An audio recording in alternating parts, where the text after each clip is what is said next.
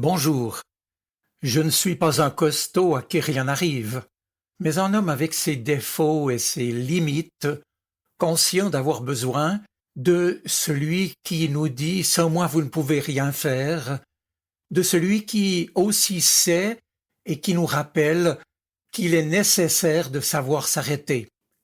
Alors quand je suis fatigué, je me souviens de ce récit de Jésus avec ses disciples. C'est en Marc chapitre 6, versets 30 à 34. Les apôtres, nous est-il dit, se réunirent auprès de Jésus et lui racontèrent tout ce qu'ils avaient fait et enseigné. Jésus leur dit alors, « Venez avec moi dans un endroit isolé pour vous reposer un moment à l'écart. » En effet, les gens qui allaient et venaient étaient si nombreux que Jésus et ses disciples n'avaient même pas le temps de manger. Ils partirent donc dans la barque vers un endroit isolé à l'écart. Mais beaucoup de gens les virent s'éloigner et comprirent où ils allaient.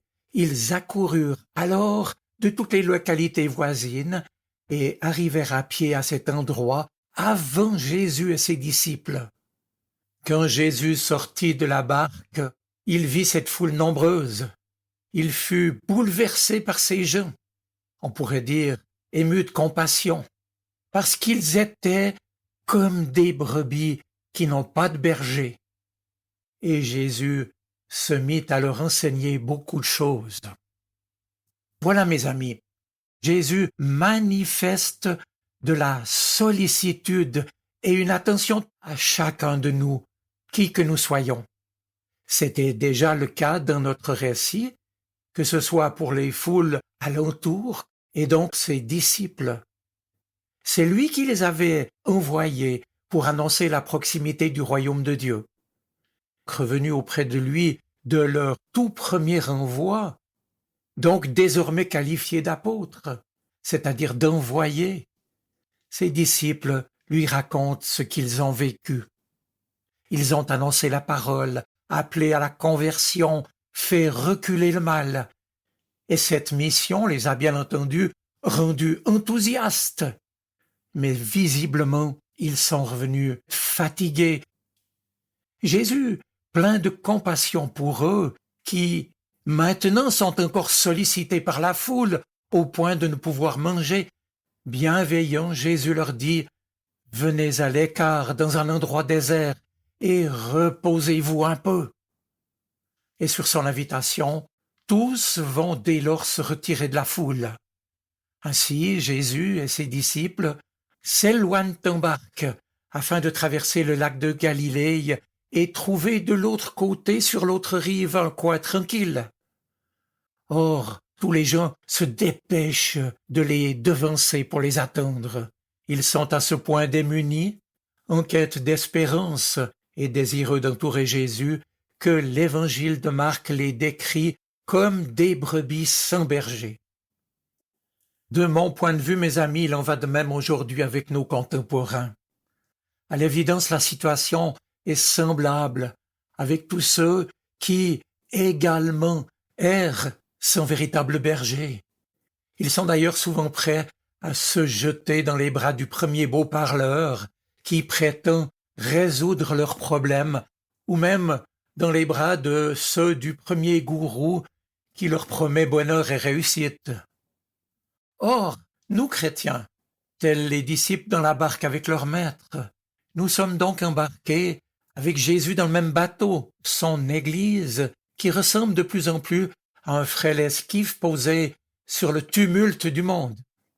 Ensemble, symboliquement, nous traversons l'existence avec lui, conscients que nous avons à affronter les tempêtes et les vents contraires de la vie, avec nos peines et nos inquiétudes humaines, mais aussi avec la foi, la confiance que nous pouvons placer en Christ, sachant que quoi qu'il puisse arriver, lui veille sur nous et prend soin des siens.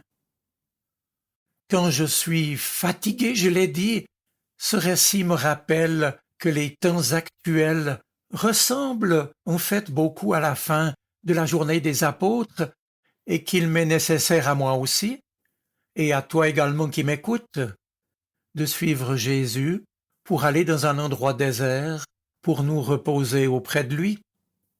Ce sera bien sûr pour l'écouter et pour tout lui confier, ce qui nous occupe et ce qui nous préoccupe, pour recevoir le repos que lui promet à ceux qui se tournent vers lui.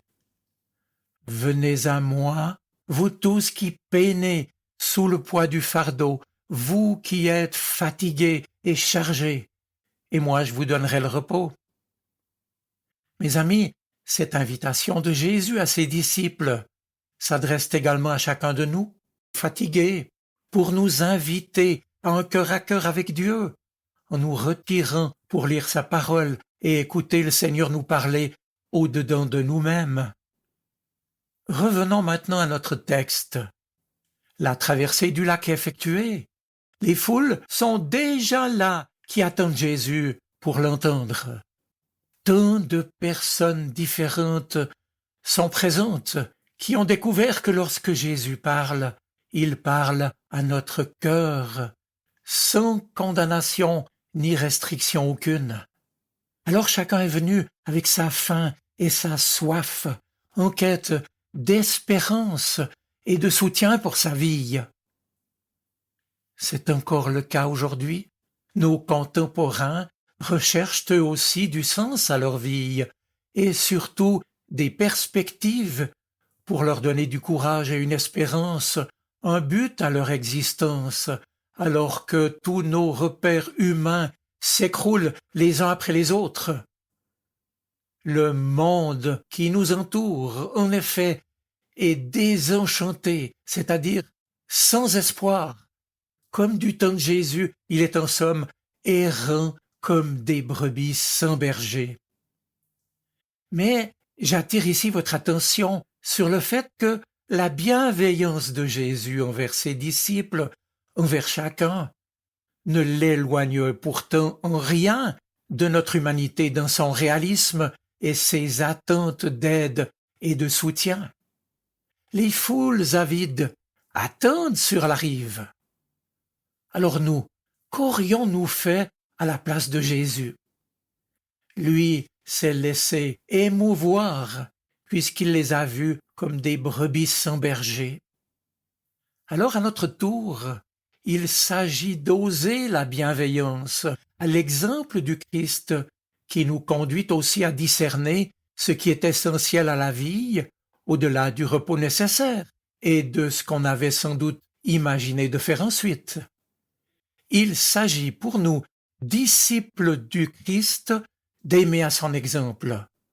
Autrement dit, renouveler auprès de lui, de faire ce qui s'impose pour le service du royaume, et cela bien sûr avec un pragmatisme qui valorise les personnes et ce qui leur est essentiel.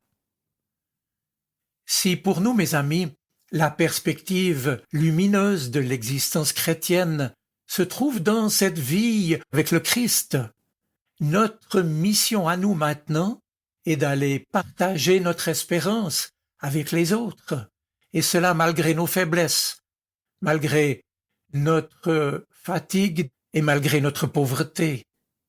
Il s'agit de témoigner en acte comme en parole de ce que la bonne nouvelle de l'amour et du pardon de Dieu offert en Jésus-Christ, de ce que cette bonne nouvelle est essentielle pour nous et en quoi elle nous est essentielle.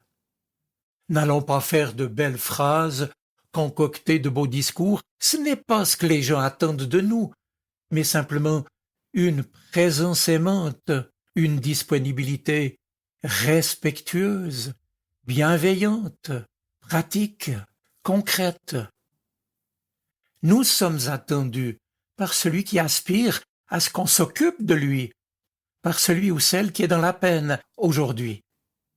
Sachons simplement nous rendre disponibles et laissons parler notre cœur, sans calcul, sans attente de retour, mais avec l'assurance que si nous agissons et que si nous parlons avec notre cœur, c'est le Christ lui-même qui agira par nos mains et qui parlera par notre bouche. Mes amis, ces 5 minutes pour Dieu sont peut-être pour vous semblables au moment passé dans la barque avec Jésus. Mais dans quelques instants, encouragés, réconfortés par lui, vous allez devoir accoster dans votre quotidien. Souvenez-vous alors que Jésus aura besoin de vos bras et de votre cœur. Il compte sur chacun de nous pour être ses témoins bienveillants, car c'est à nous tous, chrétiens, qu'il appartient de témoigner de la vie nouvelle qui nous est offerte par sa mort et sa résurrection. C'est en lui seul que nous avons la vie, celle qui mérite d'être vécue et partagée. Je vous souhaite une bonne semaine. Soyez bénis. Amen.